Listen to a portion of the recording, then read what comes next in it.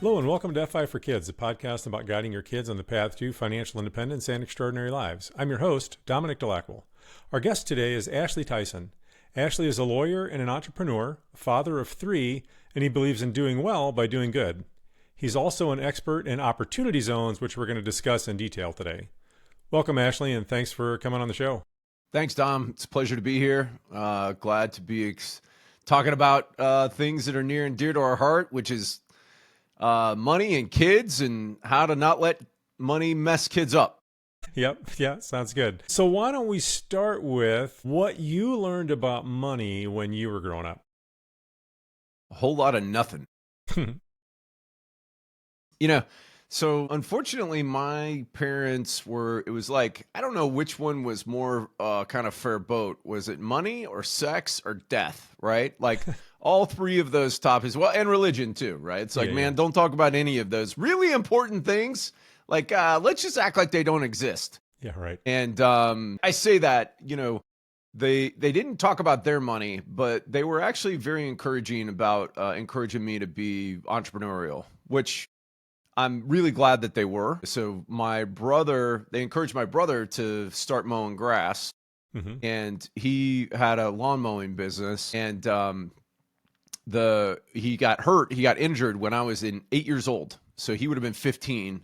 And I had to then, right, because he didn't have anybody as backup to go cut his grass and cut his lawn. So at 8 years old, I basically kind of stepped in as his fallback on his lawn mowing business and cut, I don't know, I think it was like 4 different yards. And so that then kind of launched me on my own lawn mowing endeavor that I grew over time. And my dad very graciously allowed us to use his equipment in order to run our lawn mowing venture. But that's kind of how I made money. I think that one of the things that my parents did do for me that was actually kind of neat was that, I wanted to get a job. I wanted to get a summer job. And they said, listen, you've actually got a shot at getting a scholarship to play basketball in college. And they said, how about we do this? How about you treat that like your job? You play basketball at least 4 hours a day during the summer. And it ended up usually being like 6 to 8. And then we'll cover your expenses, right? We'll supplement what we were normally giving you for like lunch money and that kind of thing. So that way you've got enough spending money in order to be able to make it and turn that into your job. And it actually worked. I was able to get a full ride scholarship to the Air Force Academy. And then was ultimately, I transferred to UNC Charlotte, played basketball at UNC Charlotte, and then ended up playing professionally. And granted, I didn't make a whole lot of money playing professionally, but it was really fun. And that set the stage for, great. I think that, playing Division I sports of any kind sets the stage for doing really well in business and kind of knowing how to manage finances. Yeah. Yeah. Well, and that's cool that they were willing to invest in a sense in you and in what they saw as some natural ability and a skill set and then develop that because, I'm going to go out on a limb and guess that had you not put in all that extra time and effort, there's a good chance you wouldn't have got that full ride scholarship. There's no question because it was all hustle, right? Yeah. I mean, it's completely all hustle. And it was actually really heads up on their part that they were like, hey, listen, instead of getting distracted by, working at Baskin Robbins, making at that point in time, I think it was like $5 an hour, like really use that time to enhance something that can really give you a leg up in life. And there's more so than the financial piece of it relative to like the scholarship that I got. Playing Division I athletics set the stage for, I think, leadership and success that there's very little things that, as a young adult can do, right? Like learning, having to perform under pressure and navigating all of those things, dealing with alumni, all of that was a great incubator for really getting me out of my shell and allowing me to kind of blossom, including the ability to be able to go and live in Germany. And I had to coordinate getting a job over there and doing all of that kind of stuff, which I would not have otherwise done had I not had the opportunity to play basketball over there. Yeah, interesting. Yeah, that's cool. I've never thought about some of those other aspects. That's an interesting component to sports. I mean, sports do so many good things, right? But playing at that level, I guess that makes sense. It just starts to wrap in more and more things that are relevant for life beyond that. So yeah, that's cool. It's funny, like that's carried over into my own journey with my kids, and none of them are at a place where they're probably going to play Division One. I've got my two older are actually of college age right now. My youngest might have a shot at playing lacrosse, but probably not Division One. He'd probably play club, and if he wants to do that, that's fine. But I would much more prefer to see them get involved in student government and in a leadership position inside of their fraternity and use that as kind of the leadership incubator because it forces you, kind of similar to what sports did for me, to learn how to motivate people and learn how to interact inside of a high pressure environment to get people to do stuff that they would otherwise not be inclined to do. Yeah, yeah. Well, and to see and to manage the different personalities and different motivations and whatnot, right? Because in business of any sort, even if you're just working for someone else and you're in an organization and you have any sort of ambition to move upward in that organization, you've got to be able to do that. And certainly as an entrepreneur, if you're going to build any sort of business of your own, you've got to be able to do that. So yeah, I think those are really valuable skills. And so just to clarify, so you've got three boys, right? That's right. And you've got one that's still in high school. The other two are graduated. Correct. So Yeah. my junior my middle son is a rising sophomore in college. And then my oldest son, he actually works construction. He kind of went the atypical path, and we are in the process of coming up with a launch plan that coincides with our youngest graduating high school, so that way we truly will be empty nesters all at the same time. Yeah, yeah. So back to your background. So you didn't talk a lot about money. They didn't teach you specific things, but saw some talent in you and your parents were willing to invest in you developing that skill set, encouraged entrepreneurial sort of a mindset. What approach have you taken with your boys? Yeah, it's funny is that so I've tried to be really intentional with them about talking through money, right? And giving them specific strategies relative to, like, hey, 10, 10, 80. So tithe 10%, save 10%, spend the balance, which has been more or less effective because I can kind of see whether they're tithing or not. And I should probably be more hardcore about trying to enforce that.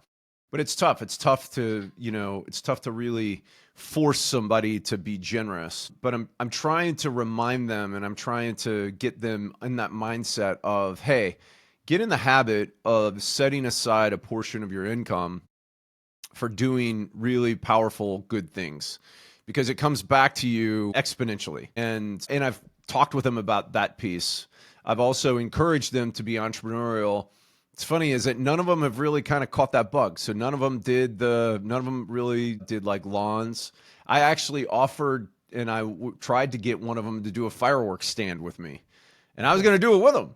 Yeah, And on a fireworks stand, you can make like 15 grand in a summer. I mean, it's nuts. Yeah. And none of them bit on that one either. But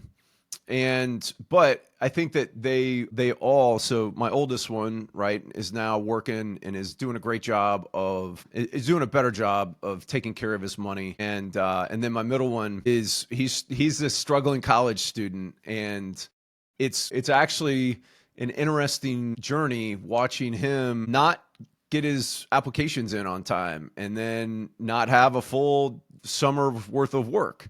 And then it's going to be interesting to see what happens with that as he goes back to school. He's going to ultimately end up having to get a job at school, which he's recognized and he's kind of owned up. He's like, yeah, I didn't do this. And so I'm probably going to end up having to work during school, and I'm prepared for that, which that's a huge element for me and a huge deal for me to say, hey, listen, I'm going to provide this amount of cash.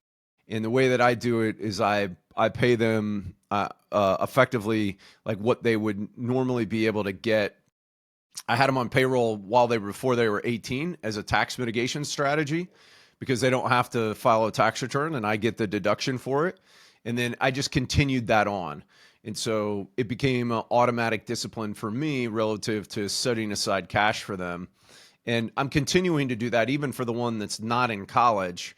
And I'm putting that cash into a savings account for him, along with charging him rent, so that he's building up cash so that he can buy a cash flowing asset, ideally that he can manage and use that as a supplement to his income.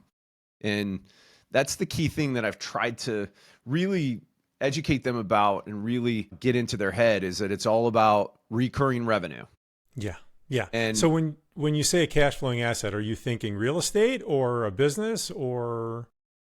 So for him, he's got some learning challenges relative to like dyslexia and stuff like that. And so potentially a business, but I don't know that he's at the place where he could run the books and do all that kind of stuff. So if we did a business, he would have to have lots of support, which I have. I mean, I've kind of got that built up inside of my company. So we could do that. But if I was going to do a business, it would be probably some kind of trade. So maybe like where he had, if he finds a trade that he likes, I probably would not encourage him to be like a general handyman. I don't necessarily know how, how well that would kind of position him at. So we've specifically looked at C-stores, like a convenience store for him as a cash flowing asset. Sure. And then probably more likely like an RV park, and something that he could manage. He could live on site and he can manage, and that wouldn't be that intense of the financial lift, where books and records they're important, but it's not, like break the bank kind of important. Yeah.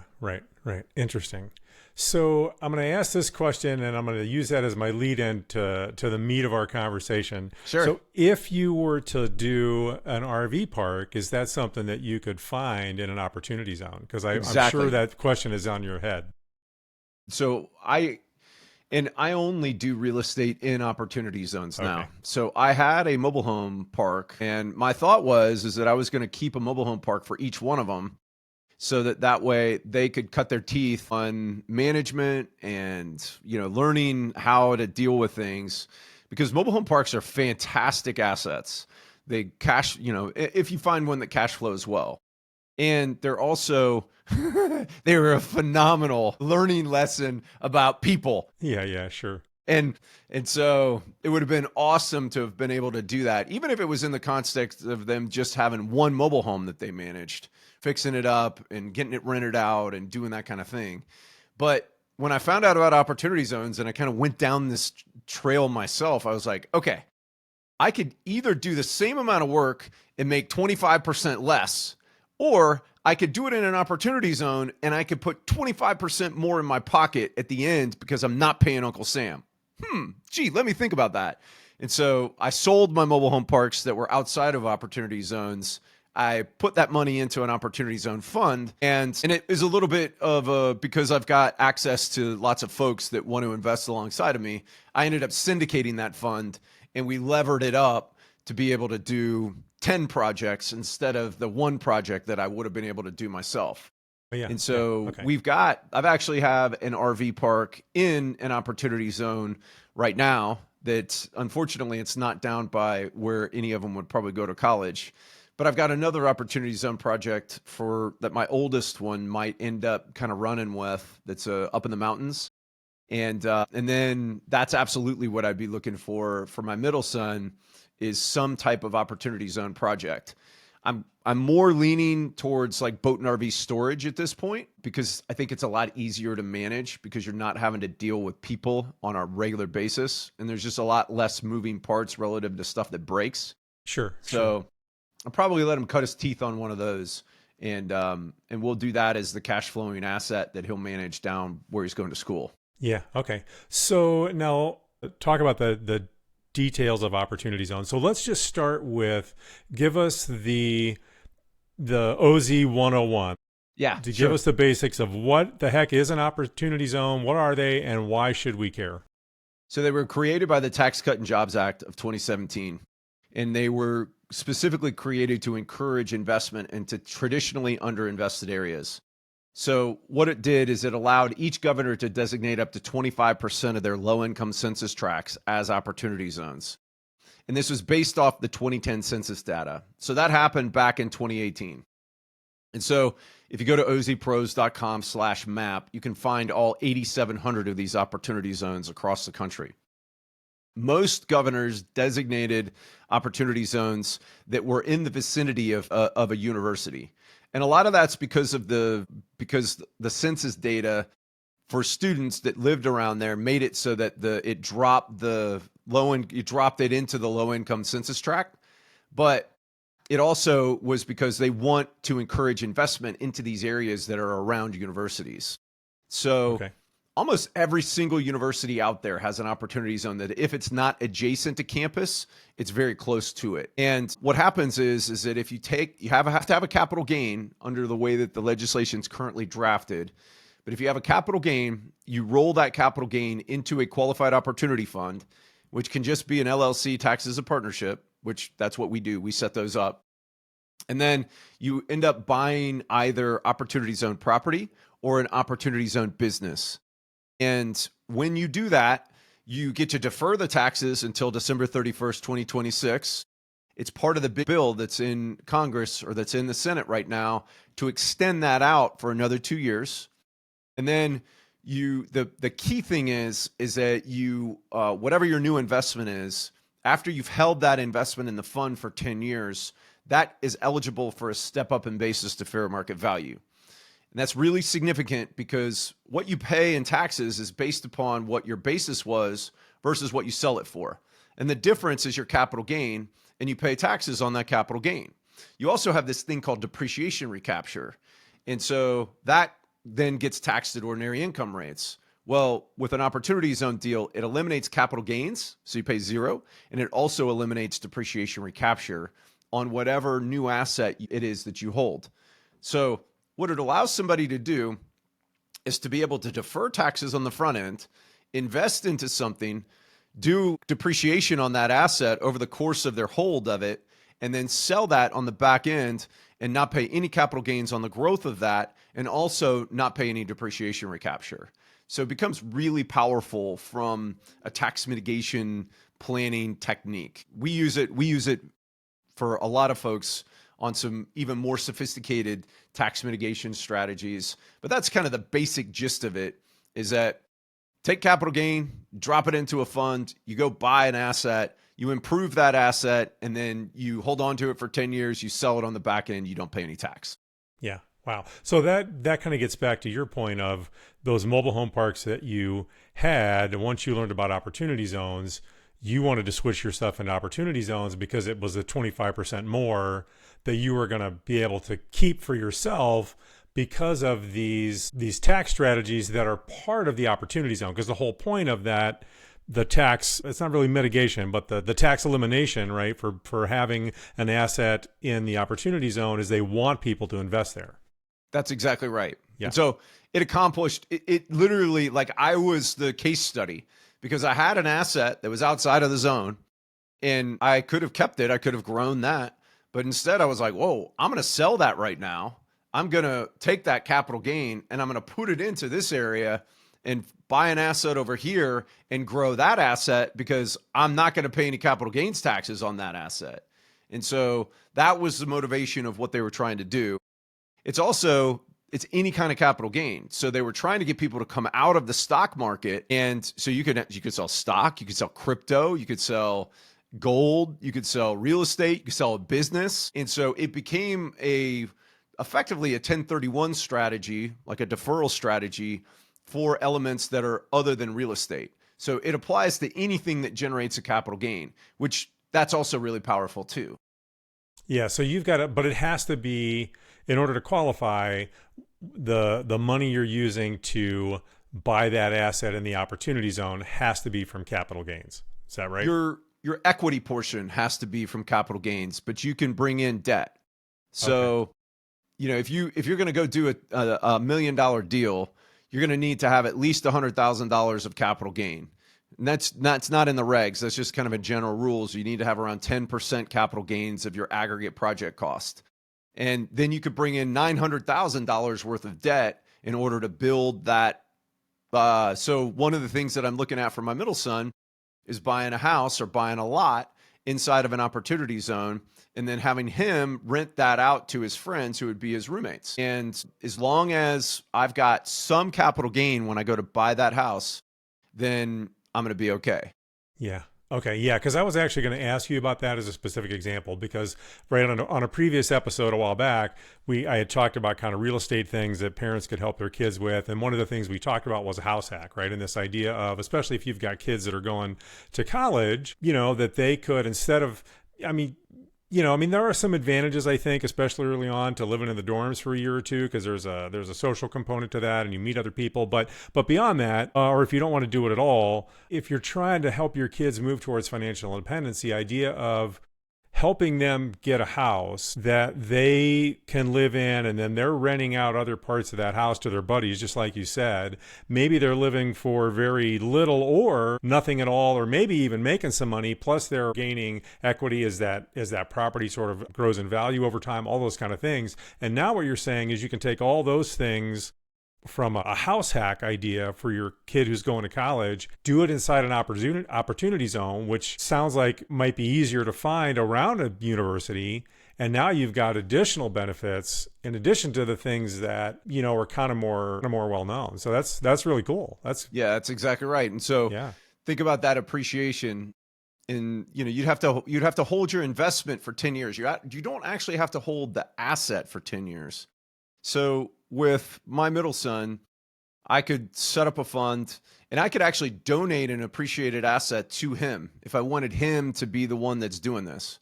So I could donate appreciated stock to him. He's going to step into my basis when he gets it. He then sells that stock. We take that capital gain. We put that into a qualified opportunity fund for him. He then uses that as the down payment for being able to buy a house in an opportunity zone. And then he rents it the whole time that he's in college. I'm hoping that he's on the 4-year plan, but let's say he's on the 6-year plan. Yeah. He, at the end of year 6, he sells it.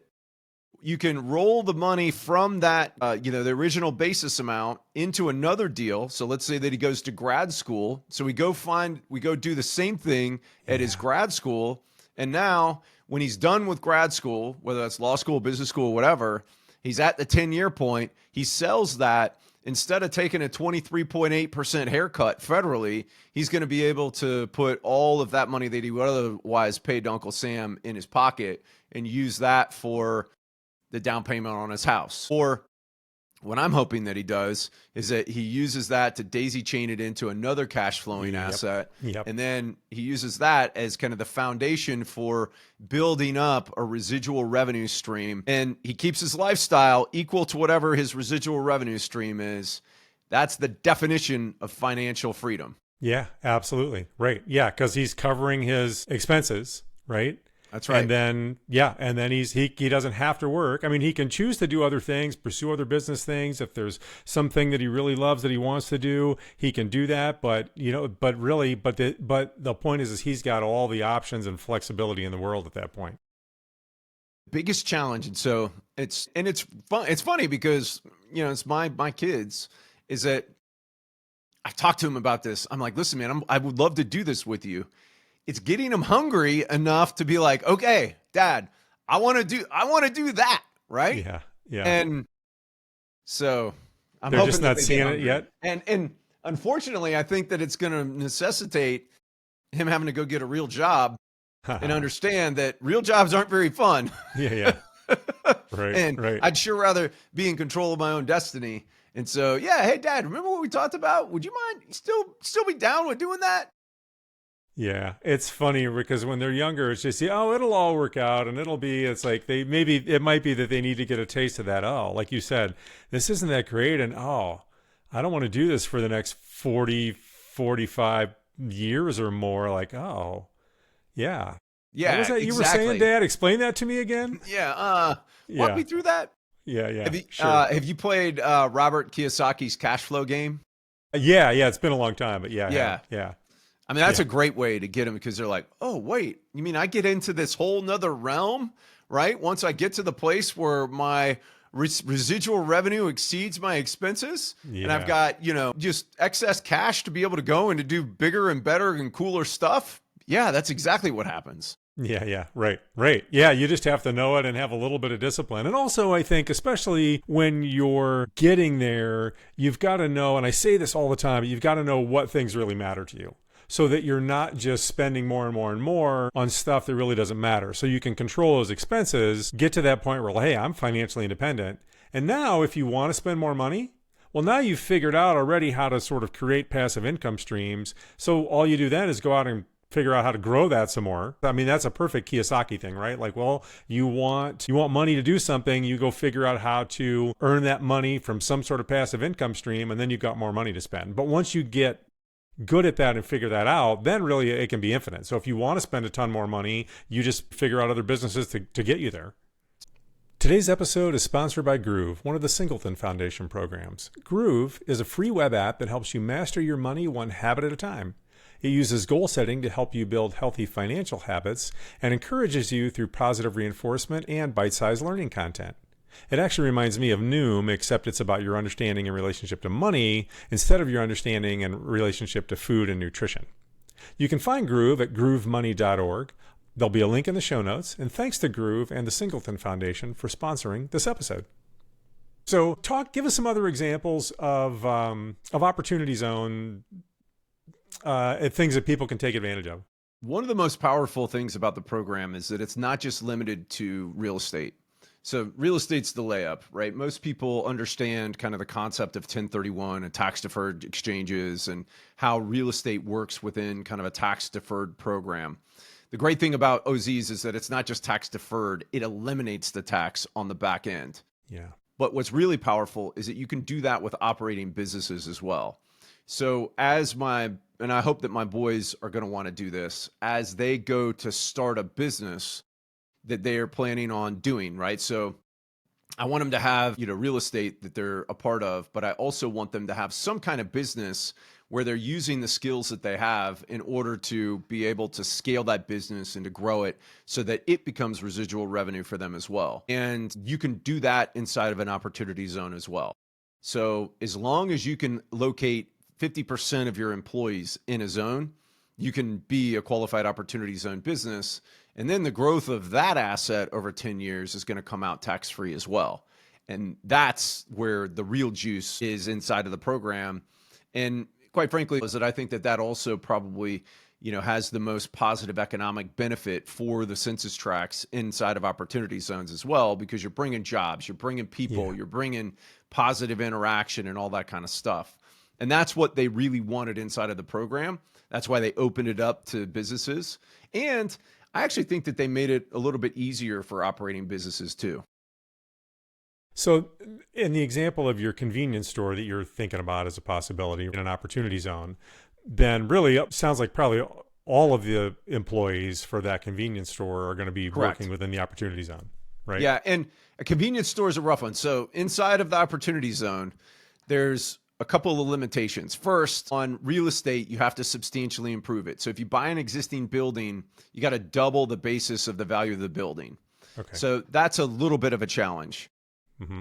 Inside of businesses, you can't be a sin business. So you can't be a golf course, massage parlor, gambling facility, suntan facility, a hot tub facility, or an off-premises alcohol consumption. Don't ask me why that's the list, but that's the list. And so a C store can be difficult if you're planning on making, because a lot of the C stores, the lion's share of what they make their money on is alcohol, package sales of alcohol.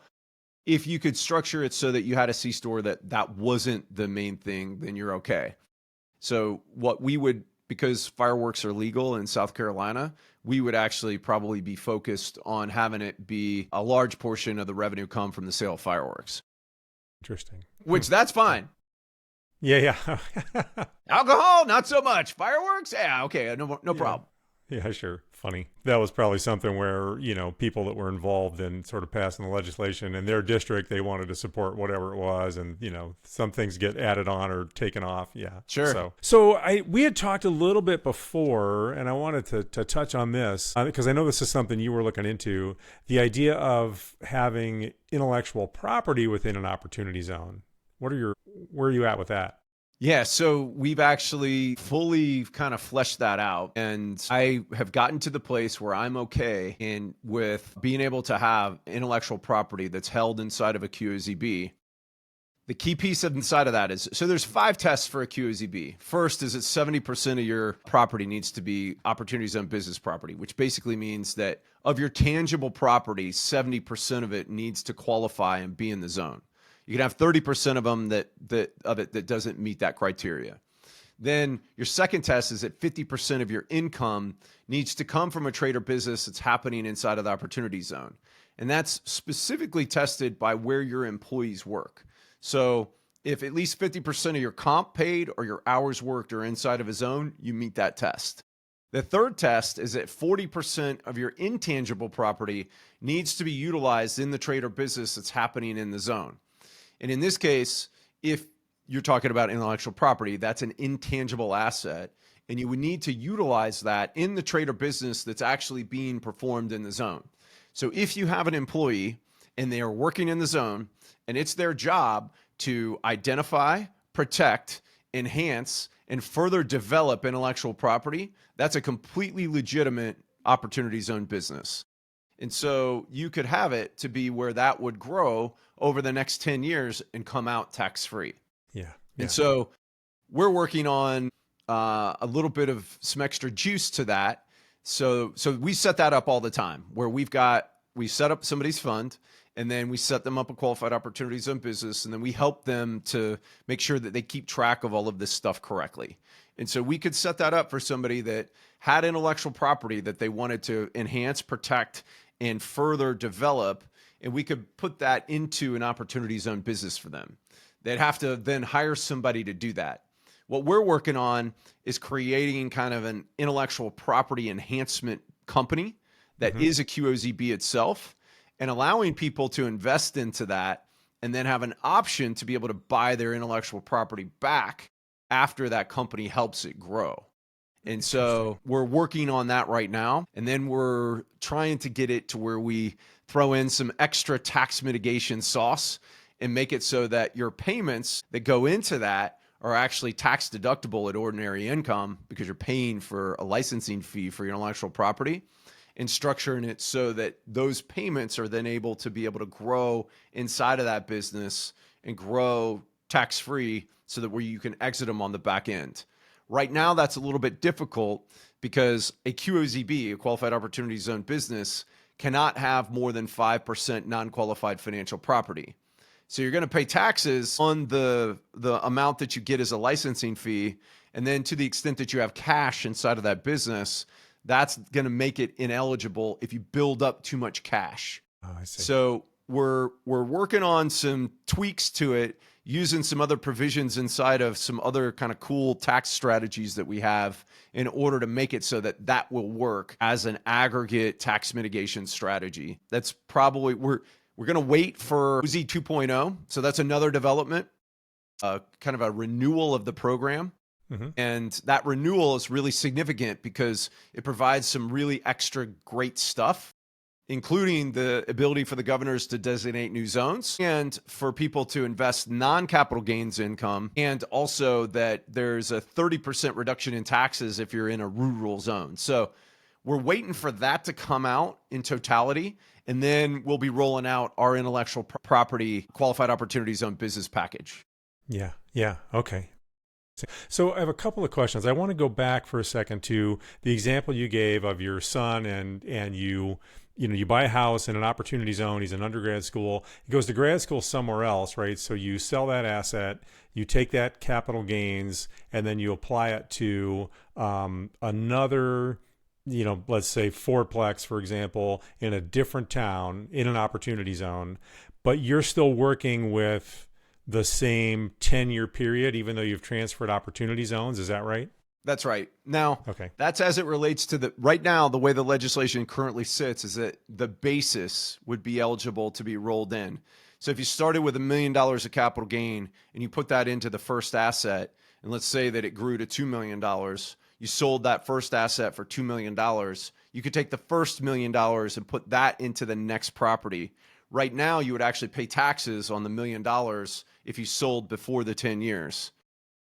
the $1 million would be okay to put into the next deal, but we're hoping that the legislation actually addresses interim gains and allows us to roll over interim gains into kind of like a 1031. Yeah. But yeah. stay tuned on that. Yeah, sure. Okay. So the other question I had is, so obviously and we'll talk about this in a second, but at your business at ozpros.com, you help people set this up, and you're doing that in opportunity zones all across the country. So you're not just limited to where you're at. Is that right? Oh, that's right. Yeah. So, and I mean, we've actually set up QOZBs in a ton of them in Puerto Rico. 98% of the island is an opportunity zone because they got special dispensation because of the hurricane. But there's OZs in Guam. I've set up OZs in Guam. I've set them up in the U.S. Virgin Islands. So in St. Thomas. Yeah. And then pretty much all 50 states, because I've done Alaska. I think we've done almost all 50 states. Yeah. Okay. So if somebody really is sort of interested in this, and they want to learn more and get help, right? Because it sounds. The basics sound pretty straightforward, right? I think most people can get their head around, oh, this is a pretty cool opportunity. But then like anything like this, the devil's going to be in the details, and you want to make sure you get those right. So where can people find you, Ashley?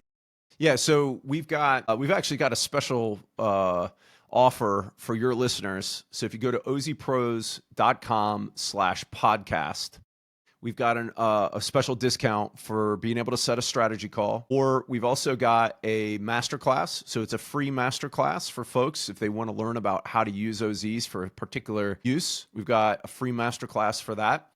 And then we've got if somebody's ready to go, we've got a free 15-minute call for folks that they can get to via that ozpros.com/podcast link. And I'll put all those in the show notes. So yeah, that's cool. That's really good for people to know. So anybody that's at a point where they're thinking about this stuff either for themselves or like we've been talking about for their kids, helping their kids kind of move in this direction, I think. We also help a lot of advisors too.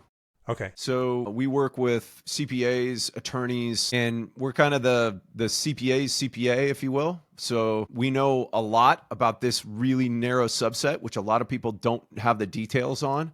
And so we're able to help people with this. And then a lot of times as well, we're able to help transition over into other tax mitigation strategies using either opportunity zones in conjunction with that, or like if it doesn't necessarily make sense on OZs, we've got some other kind of cool things, Augusta rule, putting your kids on payroll, other tax mitigation strategies that we help people with too. Yeah. So let's talk for a second about putting your kids on payroll, because you mentioned that before. And we've talked about that before on a different episode, but it's been quite a while. So take a couple minutes and just talk about that. So it's kind of ironic that the IRS does this, and I don't know that they intentionally did it, but they certainly know about it and they haven't done anything to close this hole. But if you are under the age of 18 and you make less than $12,500, you do not have to file a tax return. And so what that sets up is for if somebody has a child that they want to put on payroll and they actually pay them for services that they perform for the business, that you can do that through something that gets filed on your Schedule C or Schedule E. So that would be like a closely held company or real estate holdings. And you can pay them, and you're not going to have to pay any kind of FUTA, SUTA, Medicare, Medicaid, any of that employer or those employer taxes. And then your kids don't actually have to file a tax return. So they don't have to pay any taxes on that $12,500. What it allows you as a business owner to do is to be able to write off that $12,500 as wages without the corresponding taxes that get hit for your kids. It also generates earned income that you can use to set up a Roth IRA. And so earned income, you can then utilize that to set up a Roth IRA for your kids.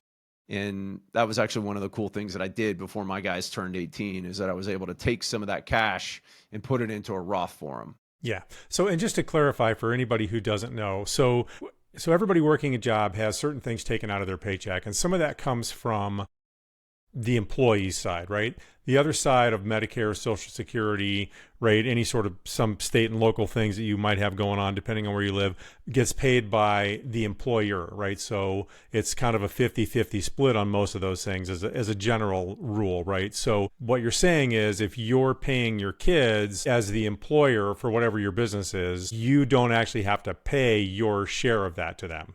That's correct. Right? So you get to and save then your that. kids don't have to pay it either because they're not actually filing a return. Yeah, right. But then on top of that, you still do get to deduct that expense from what you're paying them from the overall revenue of the business. So as it lowers your whatever the business has made, then it lowers your tax burden for that year. That's so correct. you kind of get double advantage there. It's kind of amazing, So it's a $12,500 gimme for each kid that you have. Yeah. Yeah, no, that's great. Yeah, if you've got any sort of a business, you absolutely should be doing that. The other thing is, just for anybody who doesn't know, Roth IRAs, kids can have those, but any money that's going into a Roth IRA has to come from income. But That's again, right. right, that's where you're paying them, you're getting all these other benefits, plus you can help teach them, hey, here are some tax advantaged ways to sort of start investing your money early, right? So back to that, if they're setting money aside, right, in your case, a 10-10-80 strategy, and different people have different percentages that they use for, giving, saving, spending.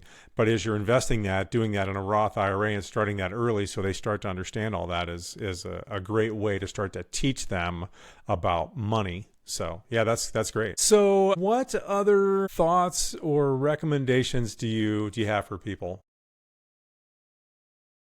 So we're doing a big push. One of the things that we love opportunity zones, and I love helping people save money on taxes.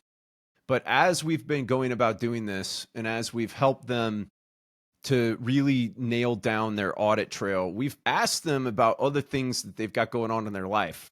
How's your estate plan? And they're like, oh, well, I don't have one of those. And it's like, whoa, wait a second. That's a layup. Like, hey, man, and this goes into me being a lawyer. So I don't know that I started with that, but I've practiced law for 25 years. I did that before I started doing tax mitigation consulting. And I mean, that's that's like base level stuff that you got to have.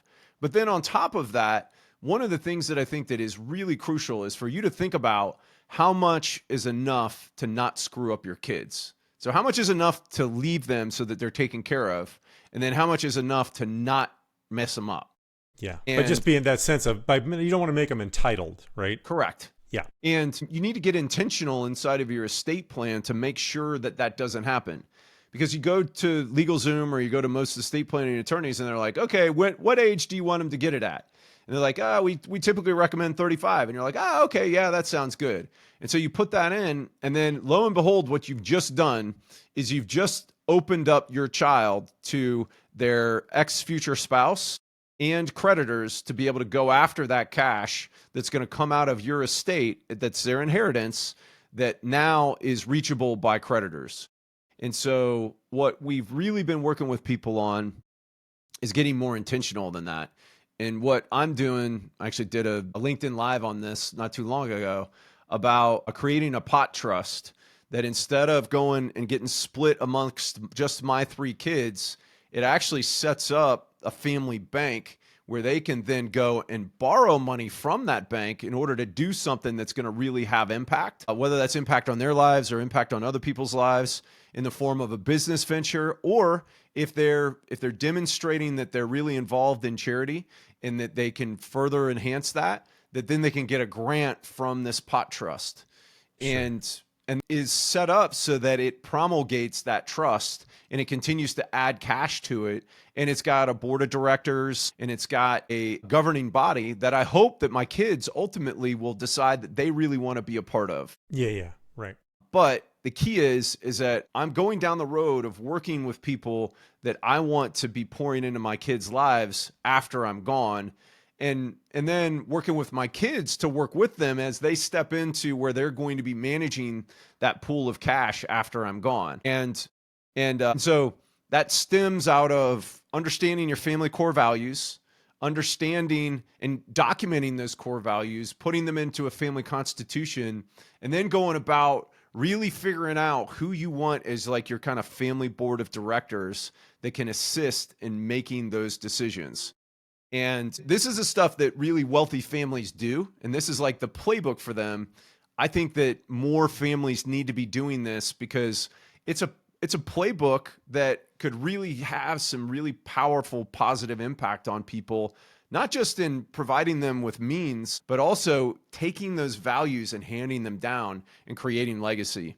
And that's what I think, that's what I'm really passionate about. No, that's actually really cool, right? Because instead of just giving them this big lump sum of money that they can do whatever with, and then there are other problems with that potentially, right? With creditors or whatever else, or ex-spouse or who knows what, right? Ex-business partners, on and on. So you can have all sorts of criteria based on what your values are. So you've given them this huge resource to benefit them, but it's not just open-ended. It's still within a structure. And then that's back to your values that you've determined are important and that you've also obviously tried to then instill in your kids. And so you're trying to create this family value system and this family legacy and this big pool of resource, and it all ties together. So yeah, that's a really cool idea. Yeah, I like that. The key thing is that it's really tough sometimes to get buy-in, particularly from younger. And I'm hoping that as my boys mature, my guys mature now, because they're actually more than boys now, that they start to really get interested. And as I'm talking to them to say, hey guys, like when I'm gone, there's not going to be an inheritance where you just get a check and you get it split. You're going to need to be involved in that in order to be able to get access to it. And I hope that you will be, and I hope that you use it, but hey, you need to get involved with me along the way to set the rules. Come on in. Let's talk about this. Let's figure out what would be cool, what's not cool. And let's do that. And let's do that together. And I think that really, really increases the probability of buy-in for the subsequent generations. And it allows for you to really be able to focus on the education process and focus on transferring those values that you really hold dear. Because if you try to do that with a letter along with your will, forget about it. Right? Yeah, right. So that's what I'm really trying to get intentional about, is to say, okay, how can I be a lifelong learner and instill my kids to do the same, and really get fired up about how we can use all of these different tools that are at our disposal in order to really have some powerful impact.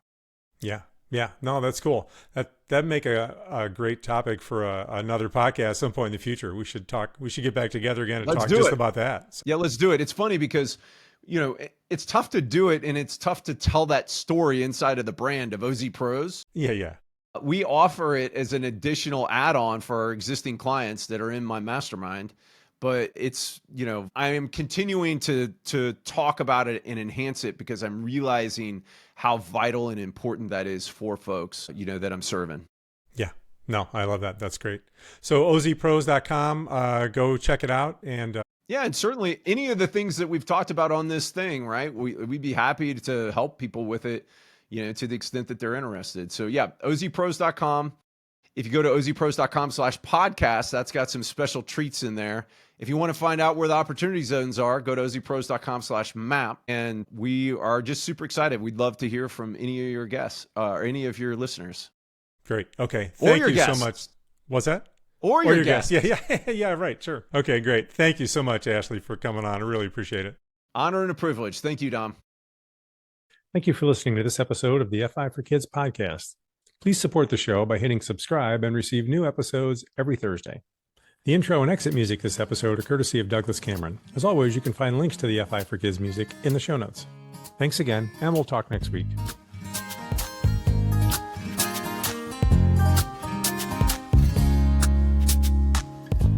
You're like the horizon. I can't reach you, you're so far away. And if I run to the place I want you to stay, you'd be gone. I've been left wondering why you moved on, and why you never said goodbye. I can't wait any longer. I see the writing on the wall. It's time for us to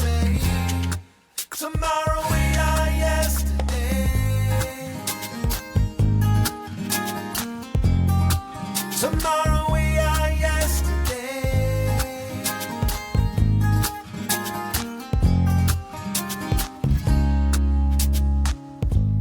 You're like the sunset. You glow and